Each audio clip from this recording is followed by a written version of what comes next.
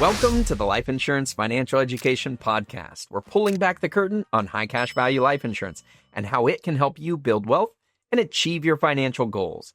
I'm your host, James Barber, your Oregon Cash Flow Pro. My name is Jing with Tech Exam Millionaire Club. And my name is Carlo with Net Wealth Finance. Today, we're going to try to just have a robust discussion talking about things that we hear, things that we've maybe discussed with our clients, some problems that we see with how maybe other agents might show how cash value life insurance might get used in retirement.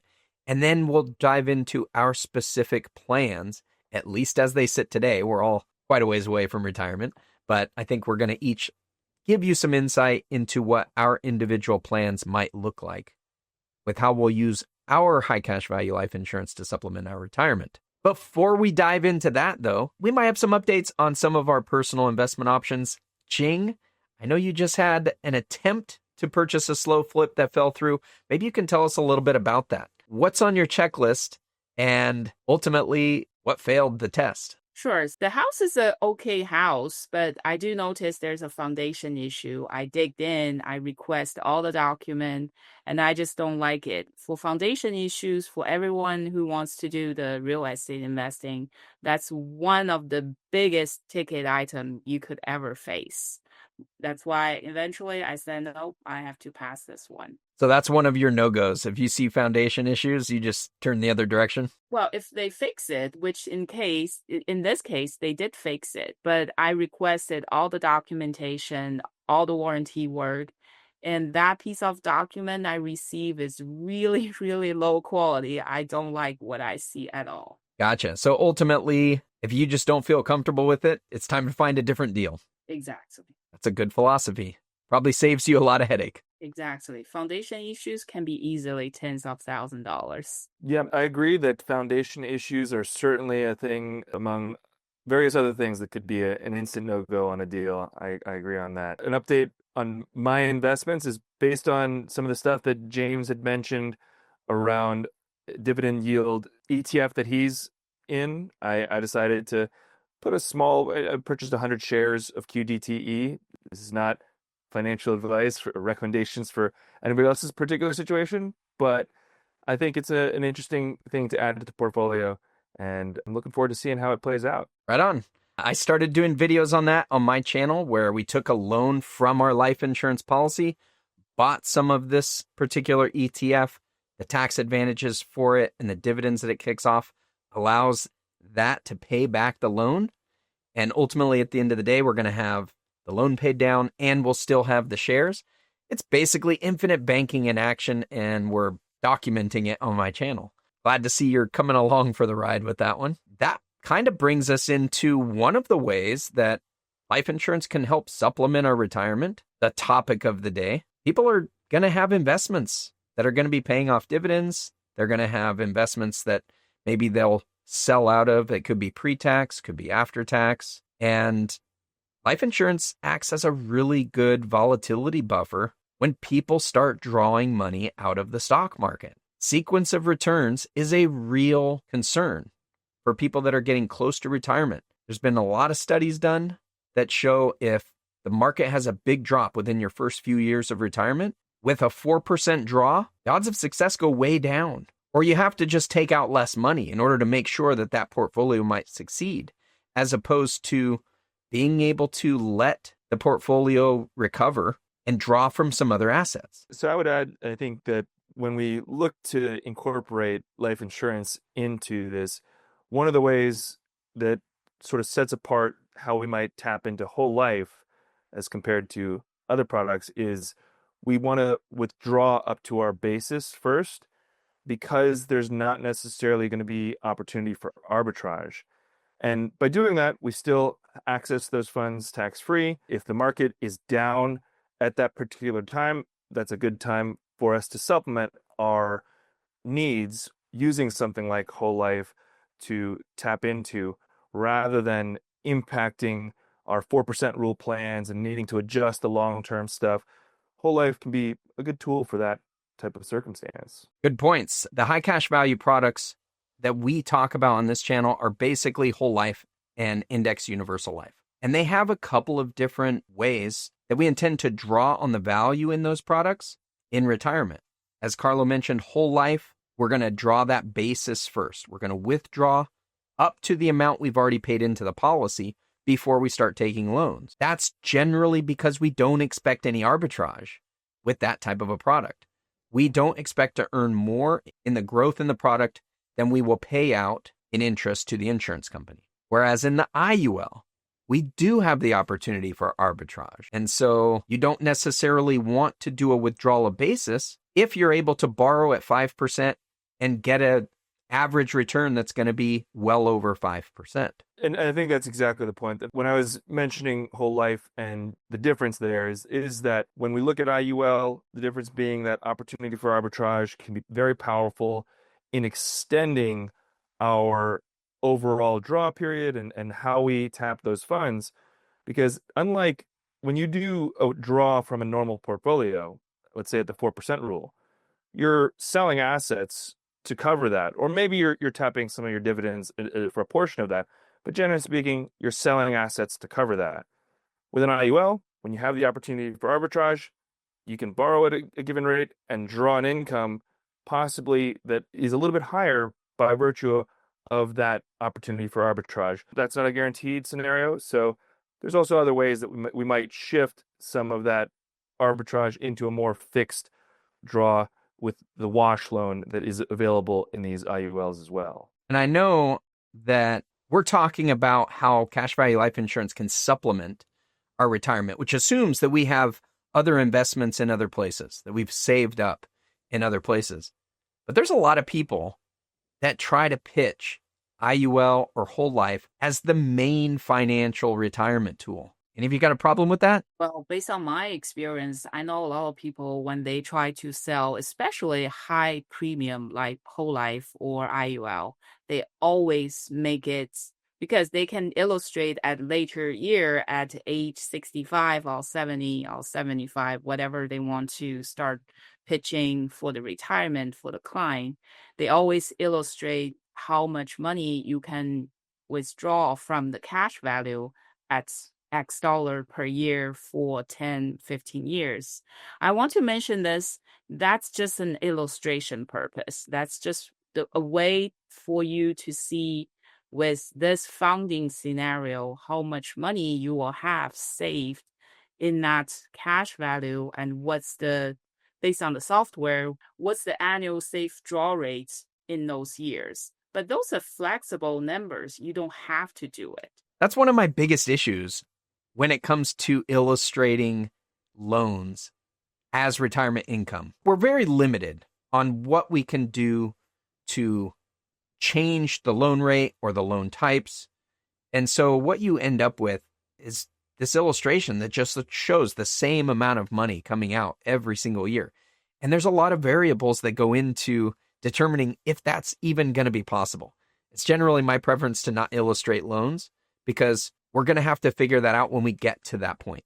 Let's optimize for cash growth up until then. If we can grow that cash value as high as possible, clearly we're going to be able to draw out a higher amount. But the reality is it's going to vary. Some years you're going to take out more. Some years are going to take out less. Maybe you don't take anything out. The beauty of it is whatever we don't end up drawing out of those does get passed on as that death benefit. I think that when we think about how we're going to draw, I want to get into, well, what I'm going to do and how I'm going to approach this. And in my overall plans and portfolio, I certainly want to incorporate real estate and dividend income. That's probably where I'm going to start.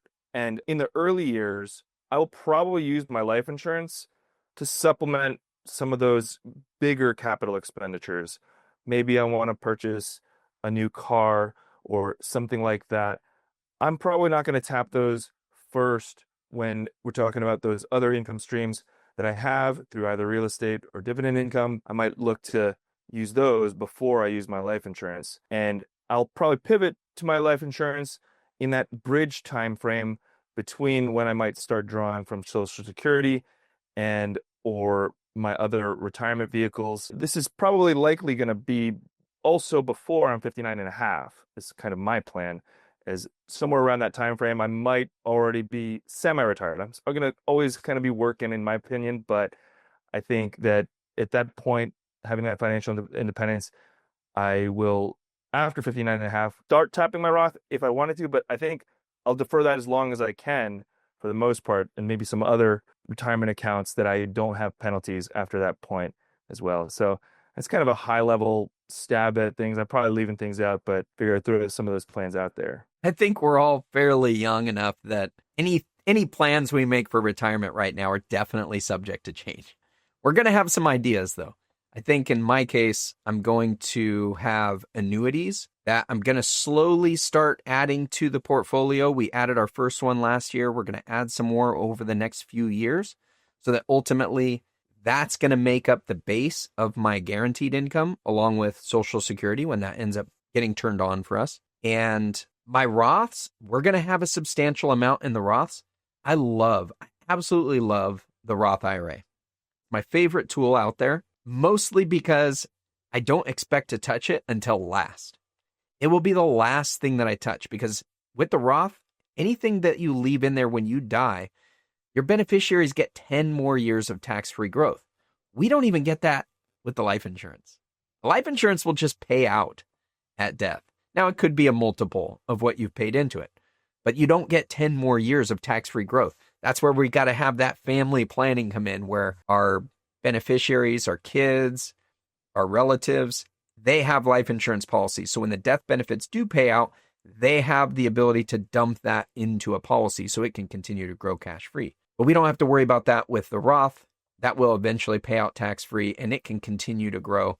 And ultimately, maybe they dump that into their life insurance as well if we've properly planned for things. My expectation is my annuities first, get my income base with that and my Social Security. Then I will work on money that I have in my pre-tax accounts, shifting that over either into a Roth or draw. And ultimately, I'm probably going to use the cash value of my life insurance. I have whole life and IULs, and they're going to be substantial when I get to retirement. So my expectation is I will probably utilize the cash value from those while I move everything from my pre-tax into my Roth so I can grow that Roth as big as possible without having to tap into my pre-tax accounts before converting them to a Roth. If I can convert all of that to the Roth and then I just draw from my life insurance, I think that's probably going to be the best approach for us. That's a really great point about tapping those in that bridge time where you might be trying to do Roth conversions, because you can basically delete your income,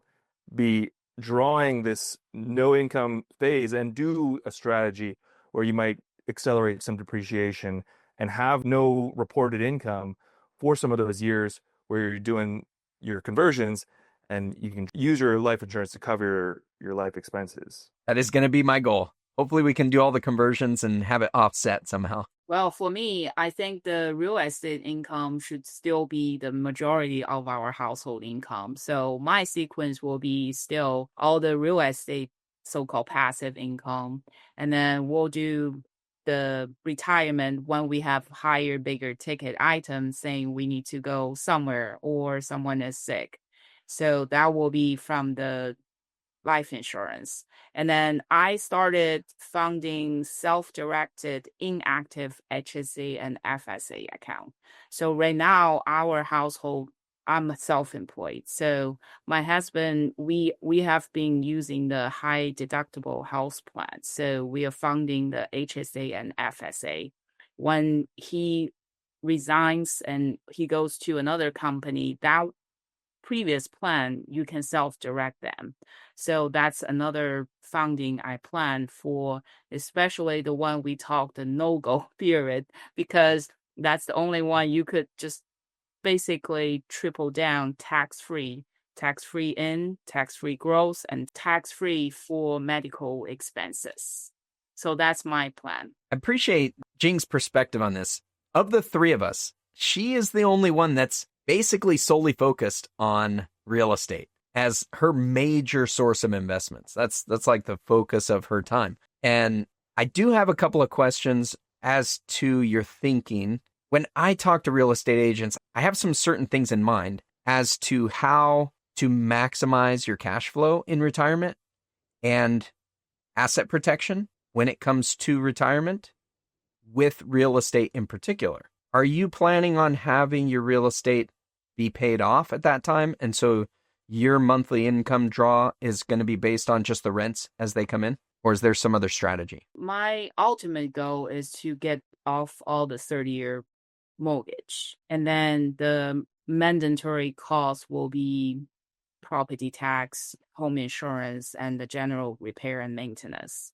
And then since I started withdrawing from the cash value of my IBC, so I will start funding some of that back to the life insurance. So it's more like rolling of the money. You pull money out from life insurance, you put into real estate, and you get the rent. Once you have the positive cash flow, you roll back to life insurance policy, the IBC policy. So it sounds like you're going to have the real estate paid off. My question when you were speaking about this earlier was when you said semi-passive or so-called passive, I agree. I think generally real estate is not entirely passive. Do you have plans to take on professional management in your retirement or anything of that nature to make it a little bit more passive at that phase of your life?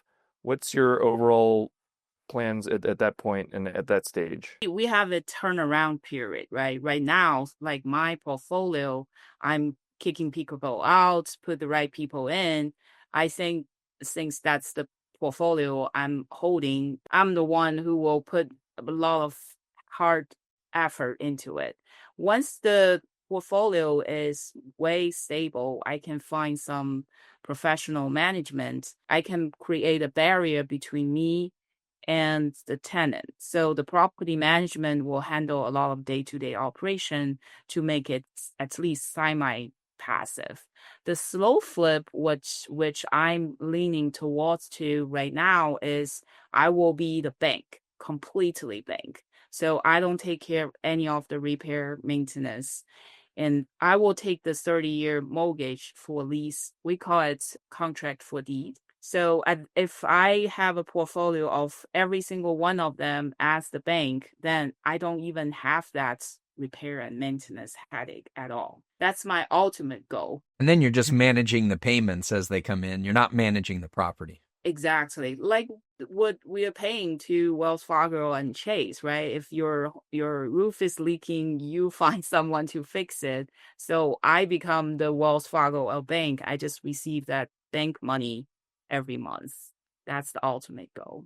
Especially my age, maintaining the turnover a real estate, you can really, we call sweat equity, right? You can really increase the value of the real estate property, but that takes a lot of work. That takes capital. That takes the operator's time and energy. That's why I really like the concept of slow flip. Eventually, I will start shifting, but eventually my goal at the end, I will just all have those slow flips. I'll be the bank. And if your portfolio is large enough, is the plan to have an employee, have somebody manage your bank for you in that regard? Probably.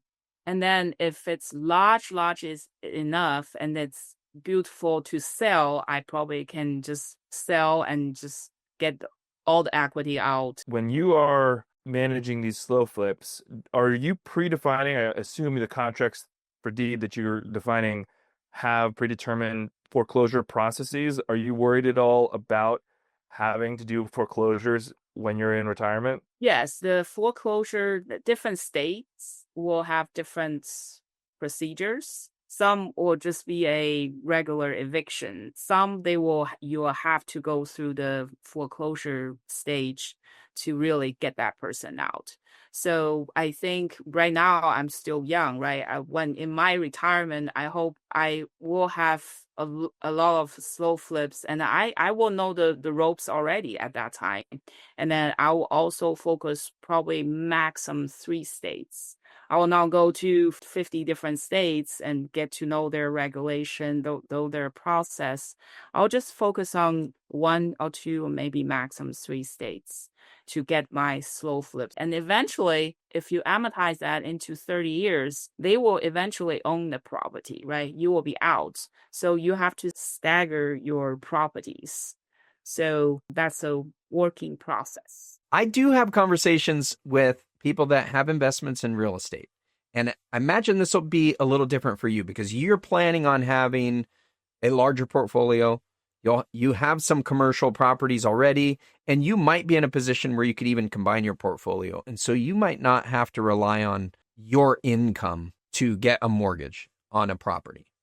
But something that I've talked with folks about is when you get to retirement, if your ability to get a mortgage on a property is dependent on your income, which for a lot of people it is, even for their investment properties, they could have, 5 or 10, and then the properties that they're getting are still going to require their income to support it if it's not a commercial property. So what I like to put into their head is what you might consider is right before you retire, when you still have an income, get a new loan on that property rather than let it go and become paid off. Normally the plan that real estate people have is you get a tenant, you have a mortgage, the tenant pays the mortgage off. When you get to retirement, everything is timed wonderfully. And now you have a paid off property that's, you get to collect the full rent, nothing goes to mortgage, and that gets to help supplement your retirement. The challenge with that is, what if something happens? All of your equity is tied up in that house. And I don't like that. I'm not a big fan of tying up our equity into something that requires the permission of a bank to tap into. And usually, to get that permission, you're going to have income. And if you're in retirement, you're going to get denied. They're not going to give you a loan on that. So that means your option is to sell. And if you're forced to sell, you're not going to be able to get an optimal price for it. It's going to be dependent on the market. It's going to be dependent on how quickly you need the cash. Like there's all kinds of variables. So my preference is get a loan, get a new 30-year loan right before you retire. You're sitting on all that cash. What do you think I suggest we do with that cash? Park it in life insurance. We put it in life insurance. If we get a whole life policy, you know that it's going to grow at a certain rate. It will definitely have a death benefit. We know the costs behind it. We're not parking it in IUL in this situation, unless we maybe have loans that we can just pay off inside of our policies, right? If we've planned for it ahead of time, we can just have a loan that we can pay that off, and now our equity is sitting in policies we already own. But maybe you take on a new policy, and when you buy that new policy, let's say you get a mortgage for $300,000 on a property. You buy a life insurance policy, and the money that you put in there suddenly turns into $1 million in death benefit. If something were to happen to you shortly into retirement, your beneficiaries just made way more money than if you had just left that money sitting in the property. That $1 million death benefit can pay off the property, and they'll still have money left over. They may not even have to pay off the property. Maybe they just want the cash because they don't want to be a real estate owner. Maybe they don't want to be a landlord. Like, it gives a lot of flexibility, but we take that equity that was in the property, we turn it into equity in our life insurance, and the equity in our life insurance is liquid, and we can tap into it in retirement as needed. If we ever want to use it to pay off the mortgage, we can. If we want to use it to just make mortgage payments, we can. So you end up with control of way more money and the flexibility to do a lot more rather than having that equity stored inside of a property throughout retirement. What do you guys think? Have you guys thought about these things before? Oh, absolutely. I think that's a fantastic point. And another thing to consider is it might not be right before your retirement. It could depend on what the interest rate environment is leading up to it. Particularly right now, it's not a fantastic time to go ahead and do that. But as you're maybe 5 years out from retirement, you see that interest rates are at 10, 20-year lows, then that might be a perfect opportunity to do something like that. So it really, in my mind, depends on that, but it's very likely that we're going to see lower interest rates than they are right now at some point in the future. So that should be part of the planning process, is moving some of that equity that could become low interest debt against the property into maybe a higher yield inside of a whole life product. Another possibility is to have portfolio loans. You bundle them up. Just say you have 20 houses all paid up. You have no bank you're putting the mortgage with, but you have all this equity sitting in those 10, 20 houses. You bundle that up. A lot of banks will do that because when you bundle, it's a sizable loan. and then you get another new 30-year mortgage, but then you get a big chunk of equity out of those 10, 20 houses, and then you can buy more. Well, before you buy more, probably put into the life insurance, do the IDC first, and then you go buy more and creating more golden goose. Yeah, but if you're just getting to retirement, you may not want to take on a whole new effort to go deploy all of that cash that you just accessed. But I did figure a portfolio loan might be in place for you when you get there because of the size of your real estate portfolio. What you envision it being. Didn't you say you were hoping to have like 500 doors? And I think, though, the banks like that because you're bundling a number of assets that reduces their risk by virtue of having the opportunity to cover with more than one asset. So I think there are obviously some risks to that. But if you're putting it into your whole life policy that is a very secure asset, then that can be risk reduction and still be good. Another thing for those that might not be as broadly invested in real estate, there is the concept that I've seen a lot more over the past few years of DSCR, or debt service coverage ratio. Oftentimes this does come with some kind of points in order to close that, but it's effectually an asset-based loan that is not tied to your income. Assuming you have decent credit, then you can get a DSCR loan against your properties that are having some kind of yield and earning income from rents. Yeah, that's one of those things that I was figuring somebody that has a larger portfolio will encounter. But if you're working with people that have just a handful of properties, they're probably still going to rely on their personal income. And definitely something we're going to take into consideration when it comes to planning for retirement. I think that's a good place to wrap up today's conversation. I appreciate you guys.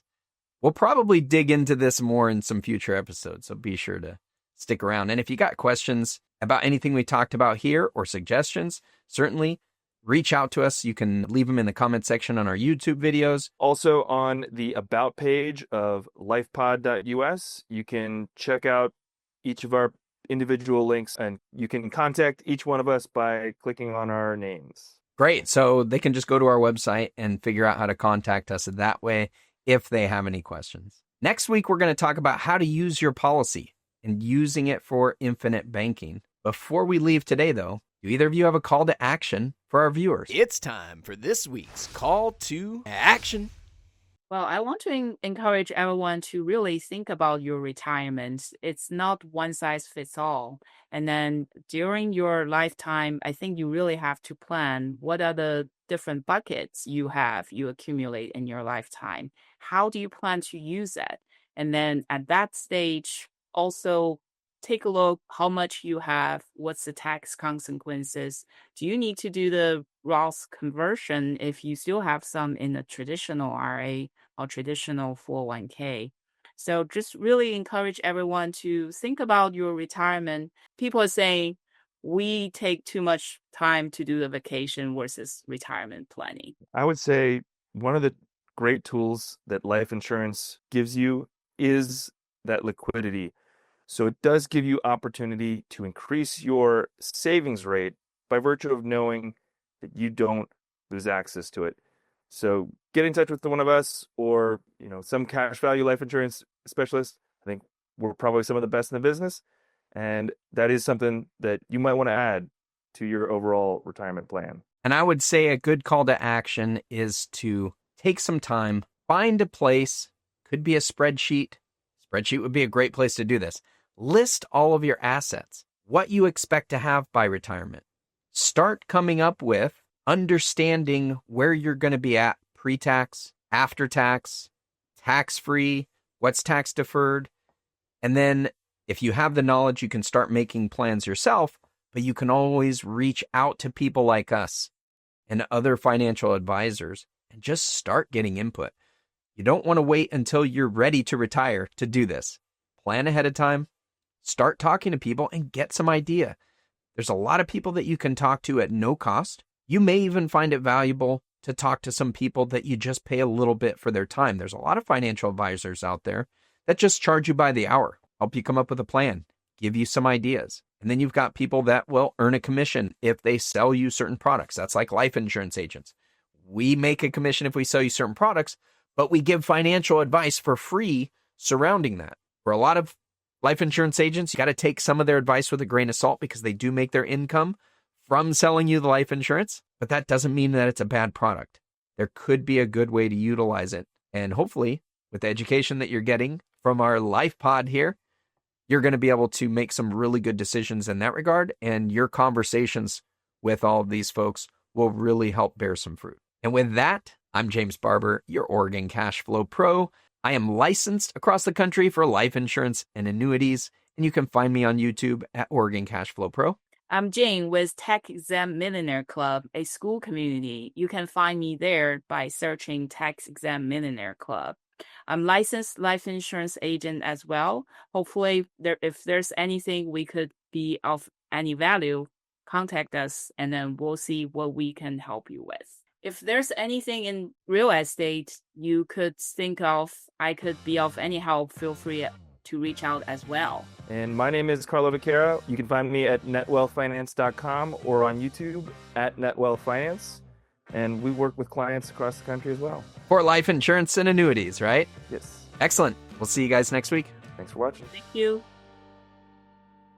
The next 20 seconds determine your future. Subscribe, meet with us, or continue educating yourself with these videos right over here.